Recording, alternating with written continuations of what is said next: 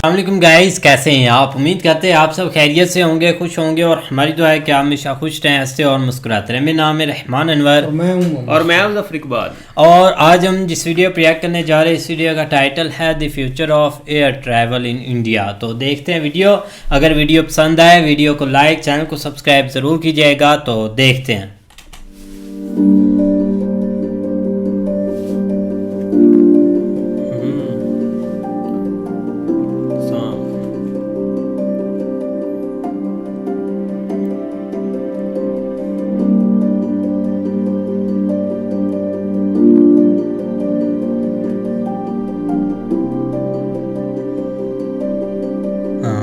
साथ ही बैठे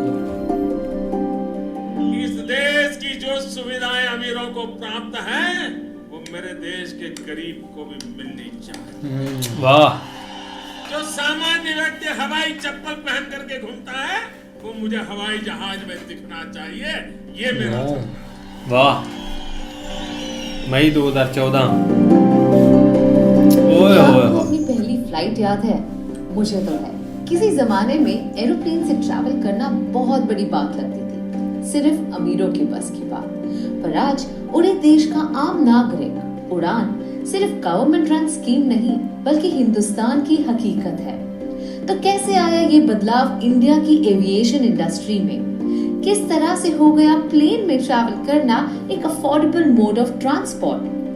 अब चाहे आप हवाई चप्पल पहने या इम्पोर्टेड शूज, हवाई जहाज का ये सफर टेक ऑफ हो चुका है भारत के हर कोने से। सफर जरूर छोटा हो गया है, पर हमारे सपनों की उड़ान और भी ऊंची हो चुकी है।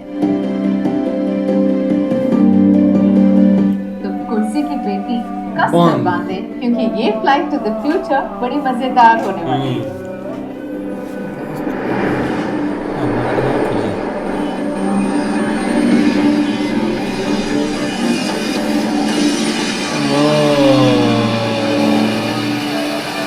फ्लाइट ऑफ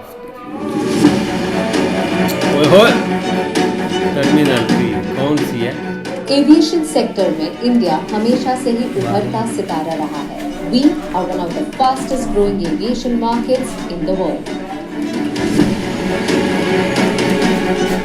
इंडिपेंडेंस से लेकर 2014 तक हमारे देश में थे 74 एयरपोर्ट्स, पर पिछले 10 सालों में 83 और नए एयरपोर्ट्स बने हैं, जिससे आज भारत में टोटल 157 एयरपोर्ट्स हो चुके हैं। साथ ही एयर पैसेंजर्स की संख्या 7.6 करोड़ से बढ़कर अब हो गई है 15.2 करोड़।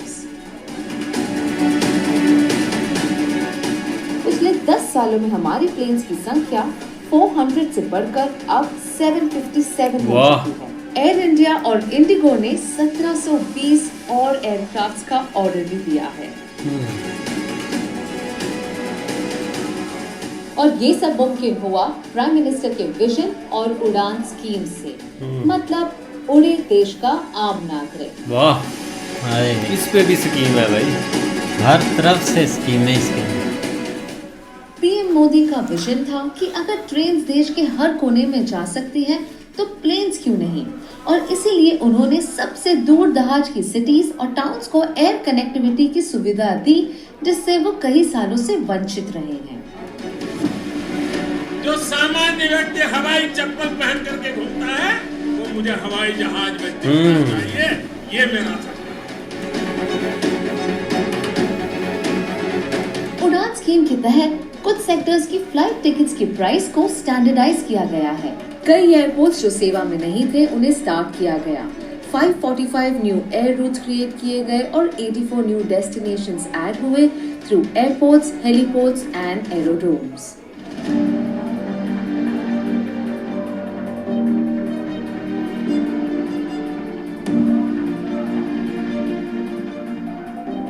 जैसे अब मैं हूँ ईटानगर के डोनी पोलो एयरपोर्ट पर, जो अरुणाचल प्रदेश का सबसे पहला ग्रीनफील्ड एयरपोर्ट है।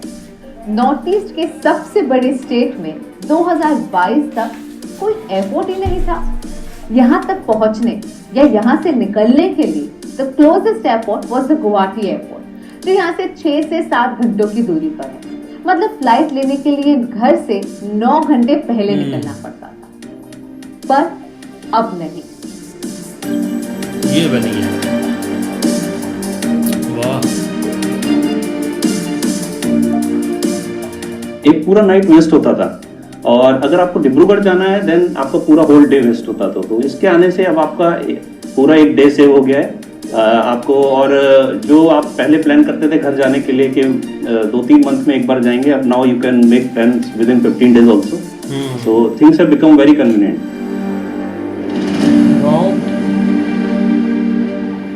तेजी से बढ़ता एविएशन सेक्टर भारत की ओवरऑल ग्रोथ और एम्प्लॉयमेंट जनरेशन को भी गति दे रही है। जो औरतें पहले घर बैठती थी, अब उन्हें मिला अवसर अपने पैरों पर खड़ा होने का। पहले तो जैसे घर पे बैठी थी, कुछ पैसा वगैरह हाथ में नहीं था। अभी मतलब यहाँ काम करके अपना लाइफ जैसे खुद का कुछ लेना हो, कुछ करना हो। और मेन बात ये है मैम, इधर आके मैं बहुत सारा बात मतलब हर नॉलेज सीखी हूँ। जैसे पैसेंजर से कैसे, लोगों से कैसे जान पहचान होते हैं, कैसे बात करते हैं। We are coming up with a new airport, which is I think by 2025 it will be ready. So with that, a number of more opportunities, employment for people from Northeast and from outside also. A lot of scope here. ऐसे passenger को assess करते हैं, DJI enrolment करते हैं। जैसे DJI था अभी नए अभी 6 मंथ हुआ है गवर्नमेंट में, तो उसकी वजह से हम लोग को पैसेंजर एसेस करना पड़ता है। और कुछ जगह एक ऐप होता है डीजीआई ट्रैक, उसमें जगह एनरोल करना पड़ता है। Indian aviation is on an upward trajectory. It's doing excellent. In fact, we're going to see more growth in terms of infrastructure, number of flights, airports around India.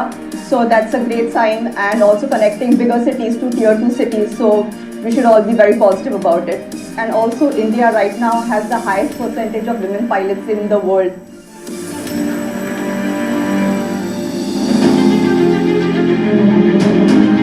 जहां 2014 तक north east में सिर्फ 9 operational airports थे और हफ्ते में 900 से कम flights चलती थी, वहीं 10 सालों में 19 एयरपोर्ट इंक्लूडिंग 2 हेलीपोर्ट्स ऑपरेशनलाइज हो चुके हैं और अब 1900 से ज्यादा फ्लाइट्स का आना जाना है। ग्रेट है। एग्रीकल्चर हमारे देश का मेन सोर्स ऑफ रेवेन्यू है, तो क्यों ना किसानों के लिए आसान, फास्ट और अफोर्डेबल मोड ऑफ ट्रांसपोर्ट हो।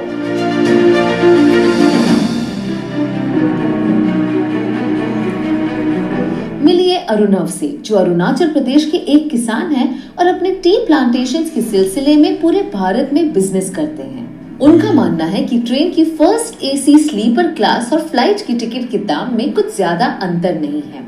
साथ ही इन्हें मिलता है कंफर्ट और अपने डेस्टिनेशन पर जल्द पहुंचने की सुविधा। पहले तो आपका 3-4 दिन लगता था, अब 3-4 दिन आपका राजधानी एक्सप्रेस ट्रेन में जाना पड़ता था। ऐसे बहुत प्रॉब्लम था, लेकिन अभी फ्लाइट हो जाने के बाद काफी आसान हो गया। और आपका वही बहुत ही कम समय में हम लोग एक जगह से दूसरी जगह जा सकते हैं और बिजनेस के पर्पस के लिए आपका बिजनेस बढ़ा सकता है। वाजिब है, इससे न सिर्फ यहाँ के रहने वालों को सहूलियत और नौकरी मिली, बल्कि नॉर्थ ईस्ट में टूरिस्ट के लिए आना भी बहुत आरामदायक हो गया।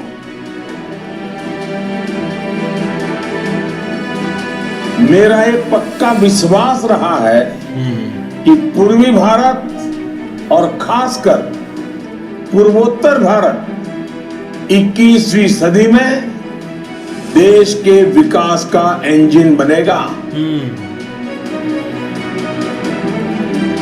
नॉर्थ ईस्ट में कनेक्टिविटी बढ़ने से आसाम के Kaziranga national park has become one of the most visited places in India. उड़ान स्कीम के बाद 2017 में जहां सिर्फ 1.8 लाख टूरिस्ट आते थे, वहां 2021 में वो नंबर बढ़कर हो गया 2.8 लाख टूरिस्ट का। And I am sure this number is constantly increasing.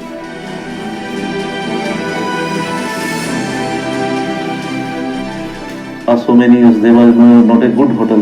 अभी तो 2 5-star होटल आ गए हैं शिलोंग में। तो यू कैन इमेजिन बिजनेस कितना बड़ा है। टूरिज्म बढ़ने से इस ओवरऑल डेवलपमेंट काफी हुई। तो government of India is doing a tremendous job. So ये तो आने वाले टाइम में तो मेरे ख्याल से नॉर्थ ईस्ट और मे बी नॉर्थ या साउथ से कोई डिफरेंस नहीं रहेगा। ठीक इसी तरह 2020 में लॉन्च हुआ बिहार का दरभंगा एयरपोर्ट इंडिया के ईस्टर्न रीजन्स का one of the busiest airports बनकर उभरा है। देवगढ़ का बैद्यनाथ धाम, जहां हर साल करोड़ों में श्रद्धालु आते थे, वहां 2022 से पहले कोई एयरपोर्ट ही नहीं था। आज ये एयरपोर्ट इंडिया का 7th highest profit making airport बन चुका है। वाह। इसी तरह महाराष्ट्र का शिरडी एयरपोर्ट, सिंधुदुर्ग एयरपोर्ट, कर्नाटका का कालाबुरागी एयरपोर्ट, शिवमोगा एयरपोर्ट, केरला का कन्नूर एयरपोर्ट, आंध्र प्रदेश के कुरनूल एयरपोर्ट ने इन एरियाज की कनेक्टिविटी और टूरिज्म सेक्टर को जबरदस्त बूस्ट किया है। उड़ान की वजह से खजुराहो, अमृतसर, अजमेर जैसी एरियाज भी अब मेजर टूरिस्ट डेस्टिनेशंस बन के उभरे हैं।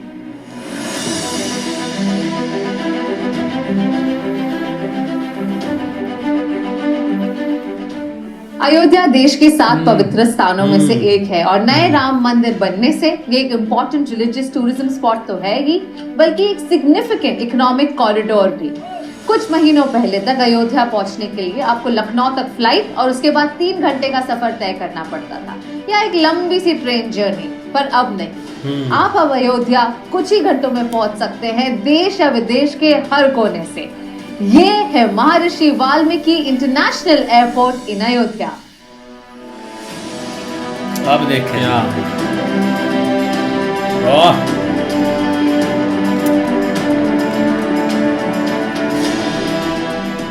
822 एकर्स में फैला phase 1 of Maharshi Valmiki international airport is ready और बहुत ही जल्द फेज 2 भी रेडी हो जाएगा, जिसकी एनुअल कैपेसिटी होगी of managing about 10 lakh passengers. और सिर्फ ये ही नहीं, इतने सारे पैसेंजर्स को हैंडल करने के लिए there is going to be so many employment opportunities. Ayodhya के लोकल्स को यहाँ पर जॉब्स मिलेगी, रिस्पेक्टेबल जॉब्स मिलेगी और उनके ट्रैवलिंग के लिए कंफर्ट।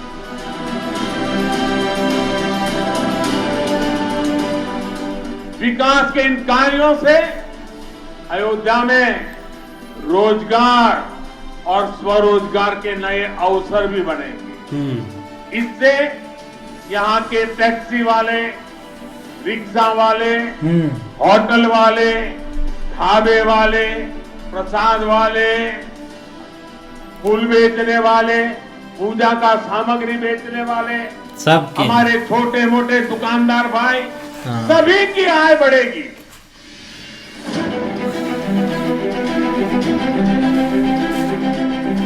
कम से कम 20,000 लोगों को वर्क मिलेगा, जिनको अब अपनी सिटी छोड़ के जाके बाहर जॉब करने की जरूरत नहीं है। यहाँ के लोगों के जीवन का स्तर जो निम्न था वो कहीं ना कहीं उच्च की तरफ जा रहा है, क्योंकि बहुत ज्यादा इनकम बढ़ रही है लोग, और डेफिनेटली इनकम बढ़ेगी तो लाइफ स्टाइल तो चेंज होगी, तो वो कहीं ना कहीं बहुत प्लस पॉइंट है। और टूरिस्ट के आने से इनकम तो डबल होती ही होती है।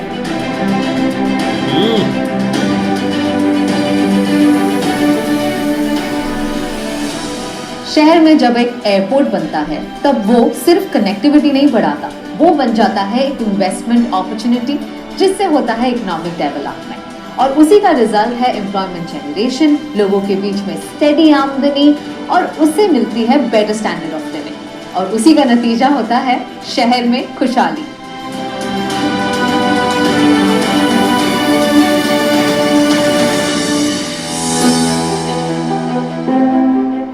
जहां एक तरफ छोटे शहरों को मिल रही है एयर कनेक्टिविटी, वहां मेट्रो सिटीज के एयरपोर्ट को भी वर्ल्ड क्लास लेवल पर अपग्रेड किया जा रहा है।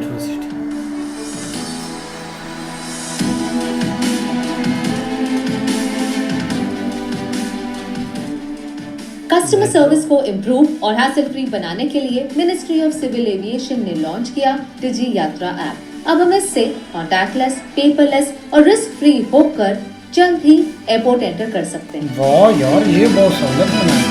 वाह, एंड कर दिया यार इसको।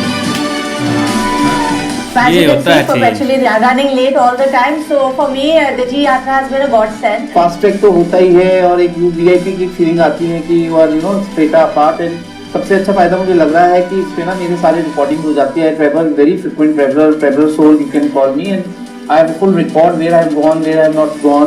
डिजी यात्रा से अपन 20 मिनट बचा लेते हैं।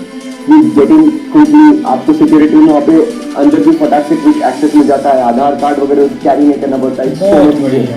Services to the normal passengers like business class. ऐसा लग रहा है कि 2-3 साल में अमेरिका मूव हो जाएंगे, क्योंकि ये अमेरिकन एक्सपीरियंसेस के बराबर हो गया है। डिजी यात्रा से हुई आपकी सुपर फास्ट एंट्री और अब self baggage drop in fly facility से all you have to do is drop the baggage by yourself and fly.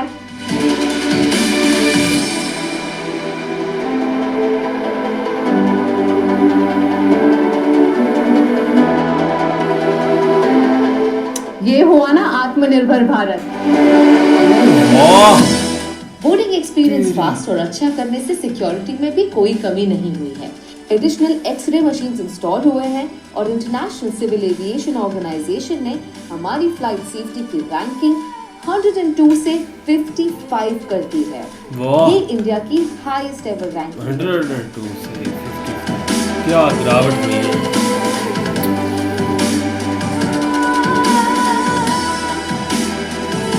Hi domestic travel तो बढ़ ही रहा है, पर इंक्रीज कनेक्टिविटी से कई सारे इंटरनेशनल ट्रैवलर्स अब इंडिया में आ रहे हैं और हम भी बाहर ट्रैवल कर पा रहे हैं। We're sitting here in this beautiful lounge and there's wonderful shopping and there's delicious food. I didn't expect there to be such amazing food and great. Country of 1.4 billion people and what is it, like 400 million people live in cities, and the fact that there is organizations still and people, you know, are able to live and have their lives, and you know, no one seems to be going hungry or anything like that. Those things are really impressive, and there are things I think that we can learn in the United States as well. I came here after so many years. I came back and I feel it's like it has developed, and I love India and I love all this airport, these lounges. Wow, they're amazing. well, in fast pace travellers को cater करने के लिए हमारी government को भी fast paced होना पड़ेगा और इसीलिए मोदी सरकार ने फ्यूचर टारगेट्स भी सेट कर लिए हैं फॉर द ईयर 2030। और एयर कनेक्टिविटी हमारे यहाँ बहुत बड़ा चैलेंज है। इस वजह से भारत अपने पोटेंशियल को परफॉर्मेंस में नहीं बदल पा रहा, इसलिए हमने कनेक्टिविटी इंफ्रास्ट्रक्चर में इन्वेस्टमेंट को अपनी प्राथमिकता बनाया। आज भारत दुनिया के सबसे वेल कनेक्टेड मार्केट में से एक बन रहा है। वाह। देश में आज नए एयरपोर्ट्स का निर्माण, एक्सिस्टिंग एयरपोर्ट्स को एक्सपैंड और मेन एयरपोर्ट पर लोड कम करते हुए शहर के आउटस्कर्ट्स में ग्रीन फील्ड एयरपोर्ट्स बनाए जा रहे हैं। जैसे जेवर में बन रहा है नोएडा इंटरनेशनल एयरपोर्ट, जिससे उम्मीद है कि इंदिरा गांधी इंटरनेशनल एयरपोर्ट पर लोड कम हो सके। नवी मुंबई इंटरनेशनल एयरपोर्ट होगा इंडिया का सबसे बड़ा एयरपोर्ट, जो छत्रपति शिवाजी एयरपोर्ट को डीकंजेस्ट करने में मदद करेगा। इसके अलावा आने वाले सालों में 10 ऐसे और एयरपोर्ट्स लॉन्च होने वाले हैं।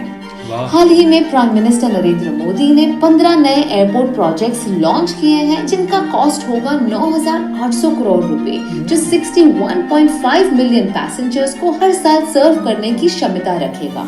कनेक्टिविटी और कंफर्ट के साथ एस्थेटिक्स और हमारे कल्चर का खास ध्यान दिया गया है।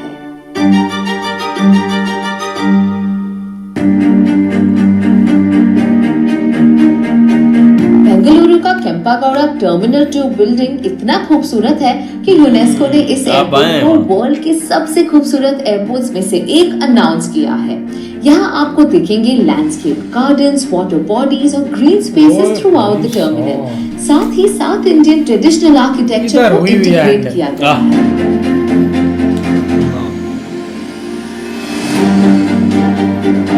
उसी तरह डाबोलिम एयरपोर्ट के बाद अब गोवा में है मोपा एयरपोर्ट, जिसे बेस्ट सस्टेनेबल ग्रीनफील्ड एयरपोर्ट का अवार्ड मिला है। पीएम मोदी के सस्टेनेबल और इको फ्रेंडली डेवलपमेंट के विजन का सबसे बड़ा जीता जागता उदाहरण है कोची इंटरनेशनल एयरपोर्ट, जो वर्ल्ड का first solar powered green airport है।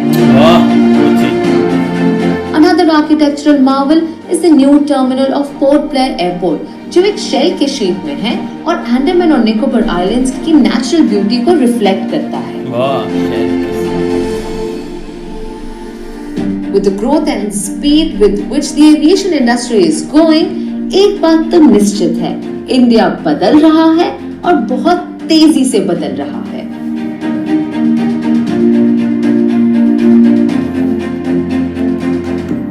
पिछले 10 सालों में सिर्फ इंडिया की एविएशन इंडस्ट्री ने उड़ान नहीं, बल्कि भारत के हर छोटे गांव, शहर और कस्बों के रहने वाले लोगों के सपनों ने भी है। वही सपने जो आज हकीकत बन रहे हैं, वही सपने हैं नए भारत की नई पहचान। सपने हम देखेंगे, संकल्प करेंगे हमारे प्रधानमंत्री। Until next time, it's me Kamya जानी signing off। मोदी है तो मुमकिन है। सही बात बोली आपने यार। पिछले जो एक वो बात करती हैं ना कि पिछले 10 सालों में, स्टार्ट में उनके ज़रूर ये चीज़ आती है, बोलती हैं पिछले 10 सालों में वाकई जो एक चेंज आया है ना, वो हर एक की सोच से बढ़कर चीज़ें हुई है। किसी ने भी एक ये चीज़ नहीं देखी थी कि एक जो आंकड़े एक हमारे देश के बढ़ रहे हैं वो इतने बढ़ जाएंगे कि एक जितने उससे भी डबल ट्रिपल हो जाएंगे। और वही चीज़ें हैं, आप जिस साइड भी आ जाएं, एक हम इस हद तक नहीं सोच सकते थे कि एक आप भाई जहाज़ पर सुकून से बैठकर, और ऐसी ऐसी स्कीमें हैं, स्कीमों के तहत आप अपना सफ़र कर, हाँ जहाज़ों में भी आपको स्कीमें मिलेंगी। ये फर्स्ट टाइम एक चीज़ सुनी है या फर्स्ट टाइम देखा है। और एक आम व्यक्ति, एक गरीब भी इस चीज़ में भाई एक आगे बढ़ चढ़, हवाई चप्पल वाला जब हवाई जहाज में, हाँ ये पीएम मोदी ने सही बोला है। लेकिन अब सब उन्होंने बराबर कर दिए हैं, किसी को एक नीचे दिखाने के लिए या ये चीज़ें ना बिल्कुल एक ख़त्म हो गई है इंडिया में, और हर एक अपना भाई मज़े ले रहा है अपनी। बाकी सही बात है भाई, एक पीएम मोदी पर आए तो भाई उन्होंने 2014 में जो वादे किए थे ना, वो अभी फिलहाल पूरे हो रहे हैं। और बंदा हर एक मतलब के एक कामयाबी की एक सीढ़ी पर ज़रूर उड़ान भर रहा है। अब देखो ना, सही है, चीज़ें होती रहती है। एक देश पर बहुत बुरा टाइम भी आता है, अच्छे टाइम भी आते हैं, लेकिन लोग सीखते हैं एक बुरे टाइम से भी और एक अच्छे टाइम से भी। आप देखो ना, एक सब कंट्री मतलब के चाहते हैं कि हम इस दौड़ में शामिल हो, एक डेवलपमेंट की कंट्री में एक शामिल हो, लेकिन ये बहुत बड़ा एक मार्जिन है। ये जो मतलब कि एक एयरलाइन वाला है ना, अब इमेजिन करें कि इतनी फ्लाइट्स उड़ती हैं एक इंडिया से डेली, मतलब कि एक आप इमेजिन नहीं कर सकते कि एक मिडल ईस्ट में कितनी जाती हैं, ओवरऑल पूरे वर्ल्ड में कितनी एक फ्लाइट्स जाती है। तो ये काफ़ी एक ना एक बहुत अच्छी बात होती है। अब एक वो भाई पर आए तो वो पहले भाई एक रेलवे पे मतलब कि ट्रेन में सफ़र करता था, लेकिन ट्रेन भी अच्छी है, ये नहीं कि ट्रेन मतलब कि बुरी है या ऐसा है। लेकिन कारोबार बंदे को और बिजनेसमैन बंदे को ना थोड़ा सा एक टाइम की एक चिंता होती है, उसको अपना टाइम ज़रूर बचाना होता है, क्योंकि जितना वो टाइम बचाएगा उतना वो आगे बढ़ेगा और उतने मतलब कि वो काम भी करेगा।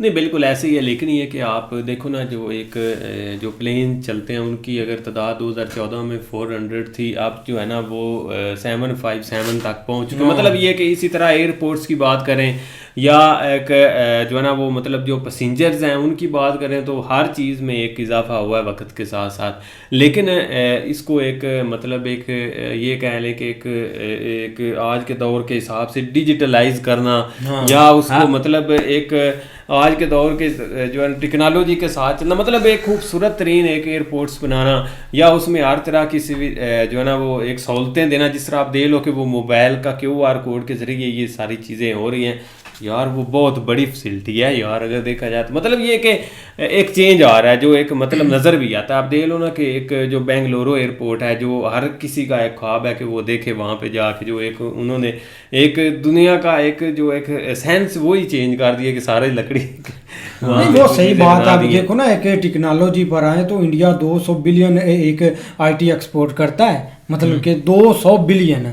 आपकी सिर्फ 2 बिलियन है, मतलब कि पाकिस्तान की 200 बिलियन करता है IT एक्सपोर्ट। तो एक डिजिटल भी होंगे अब इतनी मतलब कि IT एक्सपोर्ट करते हैं तो खुद पीछे ना रहेंगे। ये बहुत बड़ी सहूलत है। आप देखो ना, एक मतलब कि इस एरिए में आज है ना चाइना और इंडिया इस चीज़ पर वर्किंग है उनकी, क्योंकि ज़्यादातर हम जब एयर एयरपोर्ट पर जाते हैं ना तो लाइनें लगी होती हैं लंबी बंदों को यकीन ही नहीं होता। ये मतलब के कपड़े उतार कर तलाशी ले रहे होते हैं, कच्छे उतार कर तलाशी ले रहे होते हैं कि कहीं इन्होंने मतलब के चरस वगैरह या नहीं अंदर रखा होता। खास करके हमारे पाकिस्तानी एयरपोर्ट पर आगे जो चेक करते हैं ना पाकिस्तानियों को, वो तो मुझे लगता है इनका मास्क भी एक उतार लेते हैं, बाल खींचते बाल। एक दफा उसने बाल खींचे, उसने वो जो विग लगाई हुई थी उसके नीचे था चरस लेकिन ये कि देखो ना वो एक दूसरी साइड पे, लेकिन इधर देखो अभी जो भाई एक लास्ट उन्होंने एक एयरपोर्ट का ओपनिंग की है ना, उसका वो शायद है आगरा की, आगरा के अंदर जो अभी नई एयरपोर्ट बनी है वो भी एक कमाल की चीज़ है यार, देखने लायक है। तो इसी तरह बहुत एक विजन के तहत वो चल रहे हैं और वक्त के साथ साथ बहुत सारी चीज़ें बदल भी रही हैं। बिल्कुल कमाल की वीडियो देखने को मिली, तो उम्मीद करते हैं आपको पसंद आएगी। अगर पसंद आया वीडियो को लाइक, चैनल को सब्सक्राइब ज़रूर कीजिएगा। मिलते हैं नई वीडियो के साथ, तब तक के लिए गुड बाय, टेक केयर।